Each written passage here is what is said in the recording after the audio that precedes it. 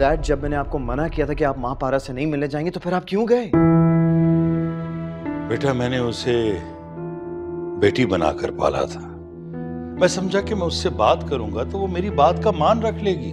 तो फिर रख लिया उसने आपकी बात का मान?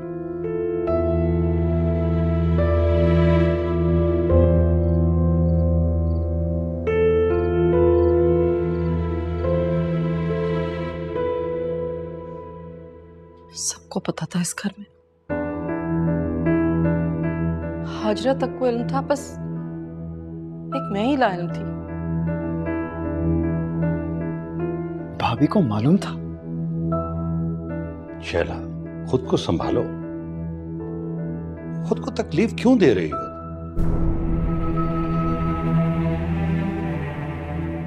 मैंने बहुत बड़ी गलती की, तुम्हारी बात को झुठलाती रही।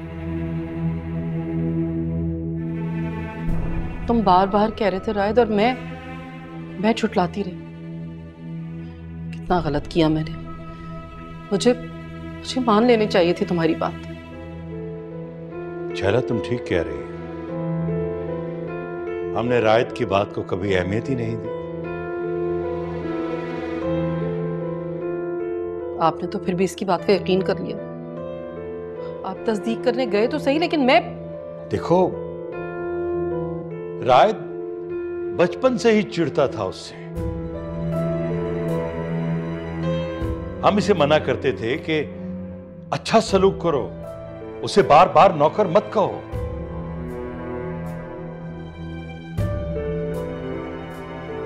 काश उस वक्त रायत की बात हमारी समझ में आ जाती तो आज ये दिन न देखना पड़ता।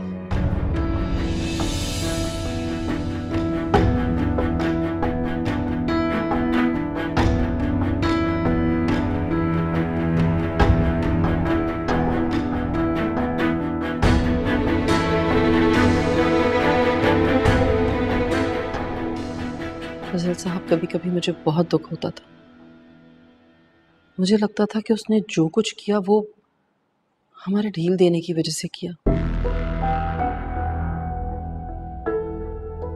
अगर हम शुरू से उसे लिमिट में रखते तो शायद वो ऐसा कभी ना करती और ना ही मरती। ये सच है शैला कि मापारा के मरने की खबर सुनकर मुझे कभी कभी मलाल होता था। काश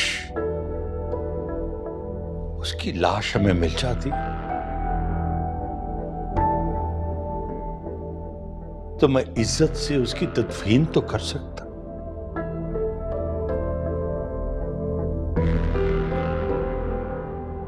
लेकिन वो तो सब कुछ भूल चुकी।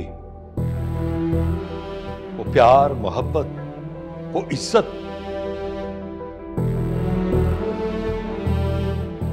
यहां तक कि हमारा एक एक एहसान। आपसे कोई बदतमीजी की उसने?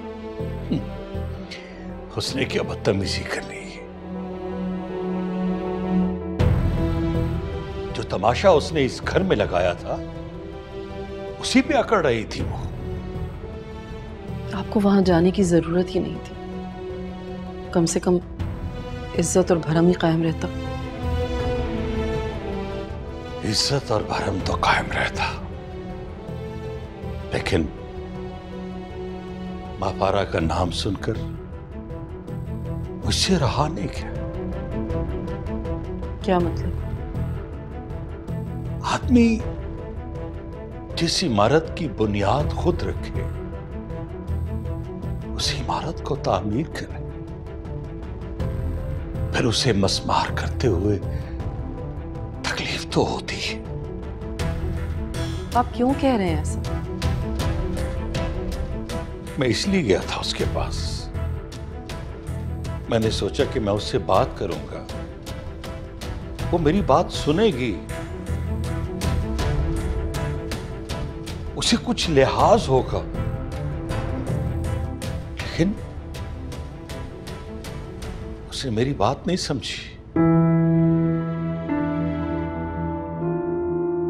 बल्कि मुझे समझा कर ही भेजती। क्या समझाया आपको? यही कि किसी के साथ नेकी ना करो,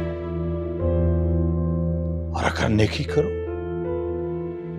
तो उसके शर से बचो।